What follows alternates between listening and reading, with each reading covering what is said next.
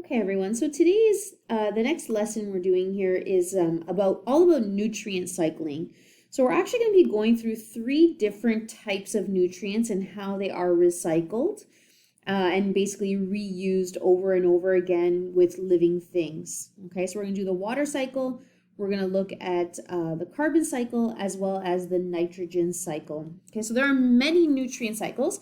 Sometimes these are also called geochemical or geonutrient cycling. Basically, it's just talking about how different elements or compounds are reused over and over again.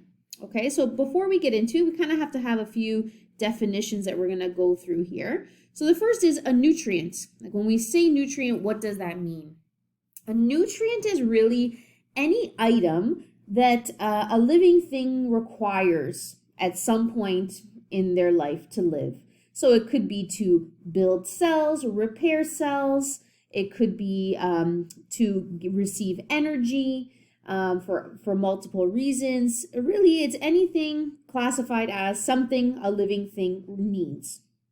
So obviously, different living things have different nutrient requirements, right? So what the nutrients are that humans require is very different than maybe what a dog would require or a lion or a zebra, right? Every living thing has different nutrient requirements, but in general, the term nutrient is anything that something requires to live. Okay, so if you remember when we talked about energy and how energy essentially transforms, one thing to keep in mind when we're talking about the cycling of nutrients is that the first law of thermodynamics is still held true. So in that matter or energy, both really, cannot be created or destroyed out of nowhere. So all of the particles that are on this earth have been here for, a billion years, billions of years. And same with energy, right? So the energy that is produced from the nuclear reaction that happens on the sun is essentially transformed, but it had to originate from somewhere and it has to go somewhere. And if you remember when we talked about energy throughout food chains and food webs, right? Energy is not necessarily, it doesn't just disappear, it just changes formats. And the same thing happens here with matter. So matter is recycled. So it's not like the water that you take a drink from today is all of a sudden gone, it disappeared. No, it's transforming. Your body's using it and then your body expels it, right? So through sweat or urine or whatever the case may be. So every single element is recycled in some way. And same thing with compounds, right? We're going to look at water as well. So water is not an element. We know that water is a compound. But regardless, anytime you have something being reused or in a situation where there's no real beginning or end, right, we can call that a cycle. So think of like recycling, like reduce, reuse, recycle, right? So recycling means basically you're taking that item and you're going to repurpose it again, right? You're going to reuse it once again. So in a cycle, right, there's no beginning, no end, which we've mentioned. So nutrients will cycle back and forth between living things and non-living things. So remember these terms, you're going to see these come up time and time again throughout this unit. The term biotic refers to anything that is living. Abiotic is anything that is non-living. So for example, let's say we were talking about carbon, right? So something that is non-living that has carbon would be, for example, carbon dioxide in the air, right? An example of something that is living, that is carbon dioxide, could be, for example, the glucose in a plant. Glucose in plants, right? So plants are living. So once we have photosynthesis happen, the carbon will get transformed into a compound that is within a living thing, right? Whereas this is found in the air. So obviously that air is non-living, okay? So like I mentioned, we're going to be looking at carbon, water, and nitrogen. So this lesson today is going to be carbon and water, and then we'll follow up with nitrogen later on. Okay, so I'm going to go over the water cycle very briefly, just in that water cycle is kind of something you learn really early on in elementary school, and I'm sure a lot of you know this. There may be one or two new words, but so obviously we're still going to talk about it here. So there's 6 main processes. So we have evaporation, right? So this is when liquid water becomes gaseous water, right, in the form of gas. Transpiration is the same thing as evaporation, except actually that it's evaporation from plants.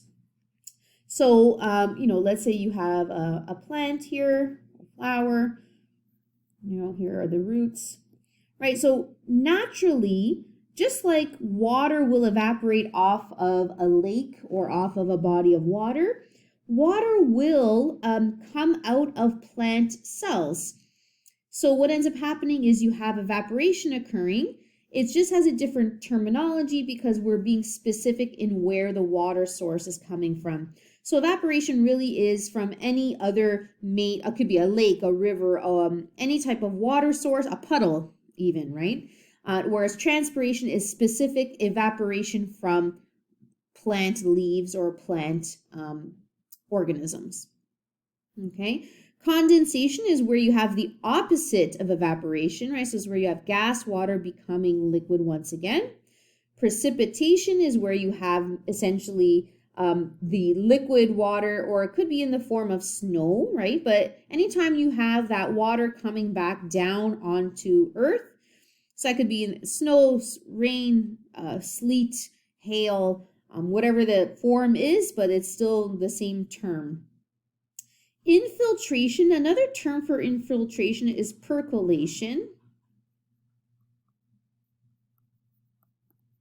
Okay, so percolation, essentially what this means is when it does rain, let's say, infiltration and percolation essentially mean that the rain will go into the soil, right? So it kind of soaks into the ground, which is obviously a good thing because then producers will need to soak up that water that is in the soil in order to do photosynthesis. Surface runoff is very different from infiltration. So this is where you have a large quantity of rain, and typically this is happening on a surface that's not level, right? So let's say on a mountain.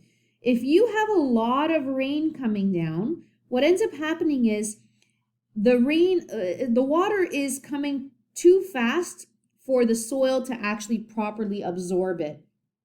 So what ends up happening is the water basically will just roll down the hill or whatever the surface is that's not level. Okay, so runoff is sometimes referred to as surface runoff.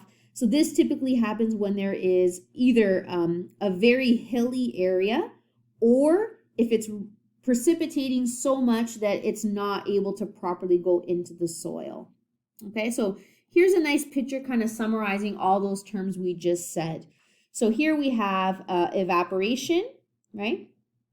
So here we have evaporation, but from plants. So all these plants that are here are doing transpiration, right? Then we have condensation. So this is where clouds begin to form because the water cools down as it gets higher into the atmosphere. We have precipitation coming down here and here, right? So the rain, snow, sleet, hail, whatever it happens to be. Of course, so we have this, it doesn't say it, but this going into the ground is our percolation or infiltration. And then if it's raining too much, and you can see we have a slope here, a hilly area, we have surface runoff. Okay, now there is a small little arrow here that I want to talk about, and you'll see this again when we get into the carbon cycle, is respiration. Okay, so sometimes, which is also referred to as cellular respiration. So every living thing, okay, including plants actually, does a process called cellular respiration. So what that means is we take the food, okay, or the nutrients that we consume through our food, because we're consumers, okay, and we break that food down into energy.